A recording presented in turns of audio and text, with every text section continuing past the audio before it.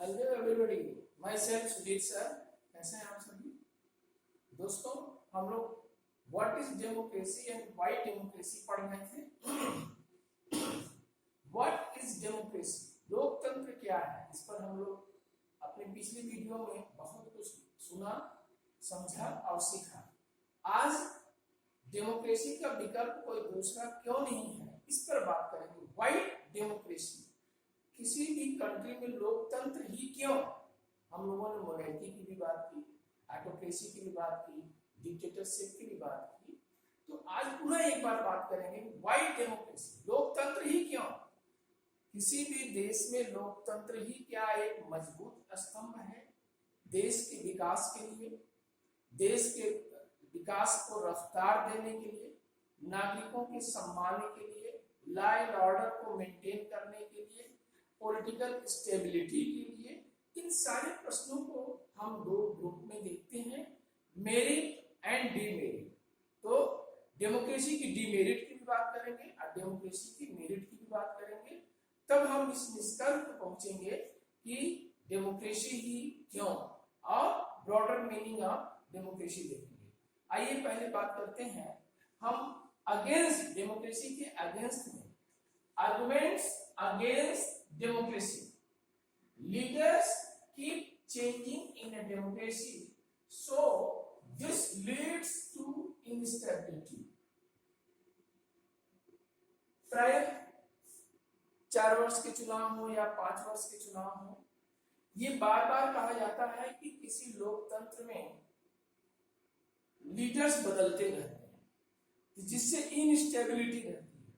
सरकार कोई डिसीजन एक लंबे समय तक के लिए नहीं ले पाती है, तो पॉलिटिकल इनस्टेबिलिटी की वजह से लीडर्स बदलते रहते हैं। या कोलिशन गवर्नमेंट में देख लीजिए, प्रॉपर किसी को मेजॉरिटी नहीं मिलती है तो लीडर्स बदलते हैं, बार बार इलेक्शंस होते हैं। इसलिए कहते हैं डेमोक्रेसी के लिए अच्छा नहीं है।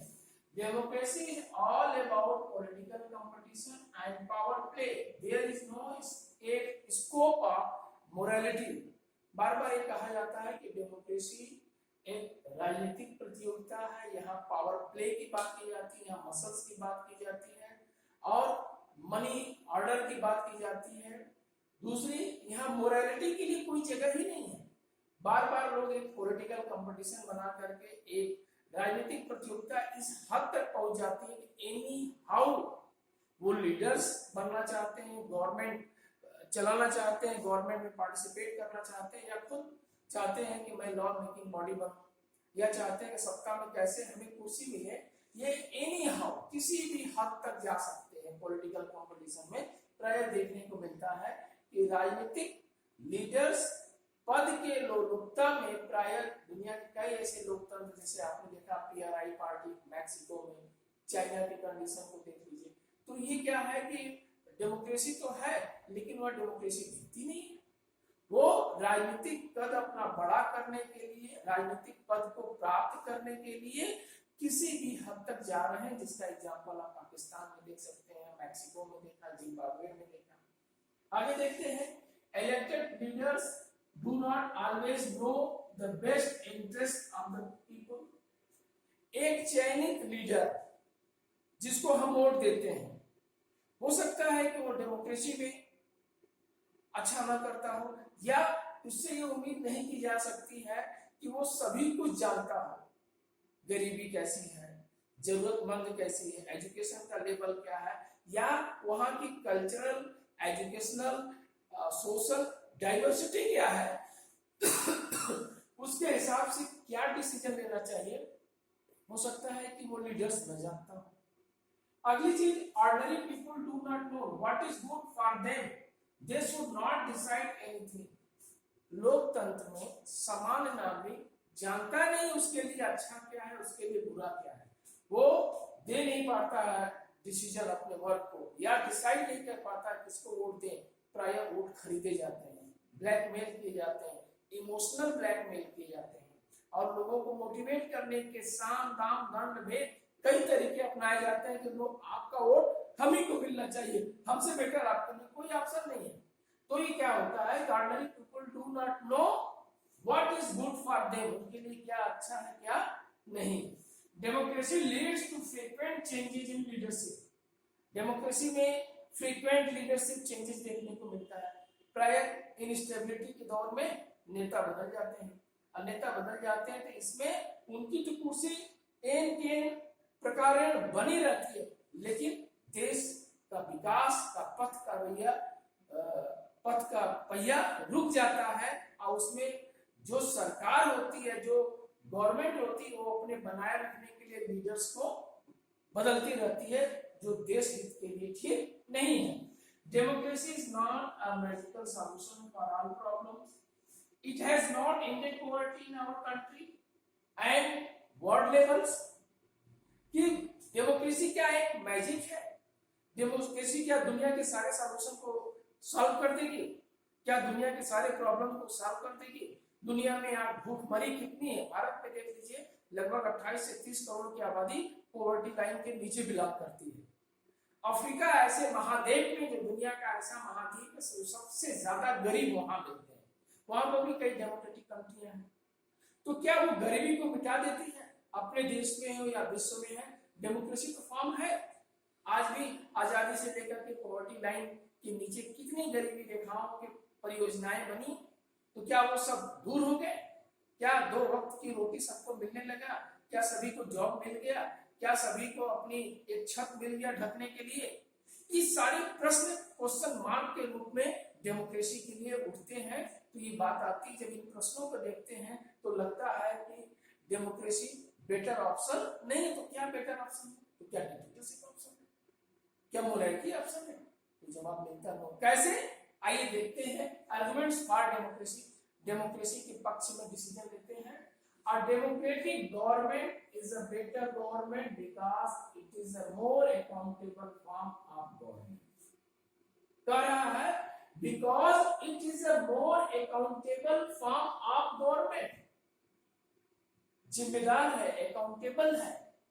डेमोक्रेटिक गवर्नमेंट ही ज्यादा जिम्मेदार होती है, जनता के प्रति जवाबदेह होती है। उसे पता है कि 5 वर्ष में चुनाव होंगे या 4 वर्ष में चुनाव। भारत में 5 वर्ष में चुनाव होता है। डेमोक्रेटिक रियल अमेरिका में 4 वर्ष में चुनाव होता है। उसे पता है अगर मैं बेटर नहीं कर रहा हूं, जनता के प्रति अकाउंटेबल नहीं रहूंगा, तो मेरे सत्ता के प्रति, मेरे कार्यों के प्रति आलोचनाएं जबरदस्त उठेंगी। वो अच्छा भी हो सकता है, बुरा भी हो सकता है। भारत के संदर्भ में इस समय देख लीजिए कि गवर्नमेंट अगर अच्छा भी करना चाहती तब भी आलोचना से बच नहीं सकती। तो क्या आलोचकों को वो दबा सकती है? क्या वो अपने प्रतिद्वंदी, प्रतिस्पर्धी विपक्ष के नेताओं को दबा सकती है? नहीं, डेमोक्रेसी में इसका जगह नहीं है। संविधान बना है, आपकी न्यायपालिका इतनी मजबूत है कि ऐसा अगर डिसीजन लेती है कोई सरकार, वो सत्ता में बैठकर, इसका मतलब कि वो डिक्टेटर बनने जा रहे हैं। भारत के संदर्भ में देख लीजिए 1947 से अब तक, आप अमेरिका का एग्जाम्पल ले लीजिए, स्विट्जरलैंड का एग्जाम्पल ले लीजिए, तानाशाह का कोई भी स्थान नहीं है इतना मजबूत democracy. Democracy is based on consultation and discussion because democracy improve the quality of decision making. एक डेमोक्रेसी है जहां आप कंसल्ट कर सकते हैं, आप डिस्कस कर सकते हैं, अपनी पॉलिसी को लोगों को बता सकते हैं, ग्रुप में बैठा करके लीडर्स के साथ या सर्वदलीय बैठक बुला करके किसी नाजुक मोड़ पर, किसी नाजुक मुद्दे पर या बड़े बड़े मुद्दे पर देश के हित में आप डिसीजन ले सकते हैं, कंसल्ट कर सकते हैं, क्या बेटर हो सकता है, सबकी राय को ले सकते हैं, एडवाइस को ले सकते हैं। डिक्टेटरशिप में न तो एडवाइस दी जाती है और न तो एडवाइस मानने के लिए कोई गवर्नमेंट बाध्य होती है।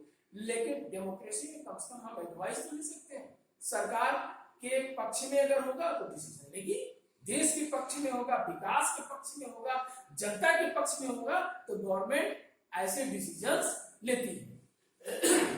Democracy provides a method to deal with differences and conflict. Democracy वो स्थान है जहां पर आप अपने डिफरेंस को डील कर सकते हैं, अपने कॉन्फ्लिक्ट को, अपने संघर्ष को, अपने एक दूसरे के प्रति जो विरोध है, अपनी प्रतिस्पर्धा है, डेमोक्रेसी में ही डील कर सकते हैं। किसी और गवर्नमेंट में संभव नहीं है। इसका एग्जाम्पल है हिटलर की सरकार, इसका एग्जाम्पल है वर्तमान में चाइना की सरकार, इसका एग्जाम्पल है वर्तमान में नॉर्थ कोरिया की सरकार। कि आप वहां पर कॉन्फ्लिक्ट कर ही नहीं सकते। कॉन्फ्लिक्ट का मतलब वहां एक ही सजा है। आप समझ रहे हैं हम क्या कर रहे हैं। And in a diverse country like India where people are from different religion and language, democracy की पावर टुगेदर। भारत में कितनी डाइवर्सिटी है, बहुनस्ली है, बहुजाति है, बहुधर्मी है। इतनी डाइवर्सिटी होते हुए यूनिटी बनी। भारत राज्यों का संघ है। आप देखिए साउथ इंडिया का कल्चर, साउथ इंडिया का लैंग्वेज, पूर्वी भारत का लैंग्वेज, पूर्वी भारत का कल्चर, पश्चिमी भारत का अलग, नॉर्थ इंडिया में हम आप सब रह रहे हैं। लेकिन इतना डाइवर्सिटी होने के बाद भी, इतने डिफरेंसेस होने के बाद भी हम अपने मेथड से देश को एक्सेप्ट करते हैं, स्ट्रॉन्ग बनाते हैं, संविधान का सम्मान करते हैं, न्यायपालिका का सम्मान करते हैं और लोकतंत्र में निर्वाचित सरकार का सम्मान करते हैं, क्योंकि ये हमारे हित में है, देश के हित में है। And the strongest arguments for democracy is that enhance the dignity of citizens. In democracy, the poorest and least educated have the same status. क्या कह रहा है कि डिग्निटी ऑफ सिटीजंस, नागरिकों की सम्मान की बात आती है। And democracy, and in democracy the poorest, गरीब से गरीब पीपुल हो, लिस्ट एजुकेटेड, कम से कम पढ़ा लिखा हो, सभी को अपॉर्चुनिटी मिलती है वोट देने का, सभी को अपॉर्चुनिटी मिलती है सत्ता में भागीदारी का, और वो स्वयं लीडर बन सकता है और वो स्वयं आगे बढ़ सकता है। ये डेमोक्रेसी में ही संभव है। गरीब से गरीब व्यक्ति को, कम एजुकेटेड व्यक्ति को, अगर ज्यादा पढ़ा लिखा नहीं है तब भी उसके लिए संभव है कि लोकतंत्र में अपनी सहभागिता, अपनी कार्यशैली, अपनी रचनात्मकता और राजनीतिक पार्टियों के साथ मिलकर के चुनाव लड़ सकती है, स्वतंत्र है। And it is better than other form of government. Democracy इन्हीं वजहों से other form of government better है, because it is allow us to correct our own mistake. अपने मिस्टेक को दूर करने का सबसे बड़ा प्लेटफॉर्म राजनीतिक पार्टियों को डेमोक्रेसी में ही मिलता है। किसी भी राजनीतिक दल को, किसी भी राजनीतिक व्यक्ति को अपने मिस्टेक को दूर करने का डेमोक्रेसी में ही स्थान मिलता है। अगर कोई विपक्ष का पार्टी, राजनीतिक पार्टी अगर सत्ता में नहीं है, विपक्ष में बैठा है, तो वो अपने मिस्टेक को वो दूर कर सकता है कि वो कौन सी कमियां थी जिसके वजह से आज हम सत्ता के विपक्ष में बैठे हैं। हम अपने मिस्टेक को दूर कर सकते हैं, फिर से जनता में जाकर के अपनी बातों को बता सकते हैं, एक नई ऊर्जा के साथ, एक नई जोश के साथ, और वर्तमान सत्ता पक्ष की सरकार की कमियों को बता करके, अपनी अच्छाइयों को बता करके, एक नए प्रॉमिस के साथ, एक नए आवाज के साथ, एक नए उद्देश्य के साथ एक पार्टी अपनी बात को जनता के बीच में फिर से रख सकती है। ये केवल डेमोक्रेसी में ही संभव है बच्चों। और हम यह कह सकते हैं it is the broader meaning of democracy. किसी भी डेमोक्रेसी की ब्रॉडर मीनिंग क्या हो सकती है? जनता के लिए, जनता के द्वारा जनता का शासन। अब्राहम लिंकन ने, जो अमेरिका के प्रेसिडेंट रह चुके हैं, डेमोक्रेटिक वैल्यूज, इतना सुंदर डिफिनेशन कहीं नहीं मिल सकता है। Democracy is the form of government, rulers are elected by the peoples. और दूसरा, अगला meaning, no one can be permanent winner, no one can be permanent loser. Democracy में भी कोई अजर अमर नहीं है, सत्ता में एक बार आ गया तो तानाशाह बन जाए, ऐसा नहीं। रियल डेमोक्रेटिक कंट्री में यह देखने को नहीं मिलता है।